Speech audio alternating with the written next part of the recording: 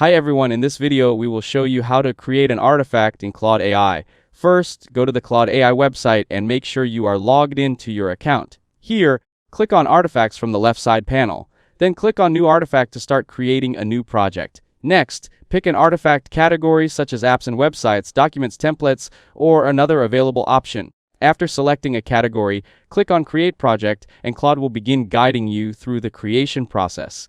Now select what kind of creative project you're thinking about, such as writing, storytelling, visual art and design, or another option that fits your idea. Next, choose the vibe you're going for, such as fun and lighthearted, dark and mysterious, or any other style available. Then select how involved you want to be in the process.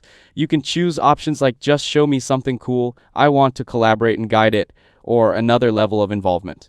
After that, Claude will start generating ideas based on your selections. Now select what setting sparks your imagination, such as a Gothic Victorian mansion, ancient cursed city, or another creative environment.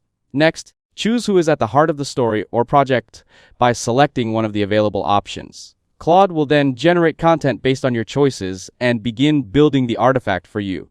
Once the artifact is generated, you can review it, make edits, add more instructions, and continue refining the project until you're happy with the result.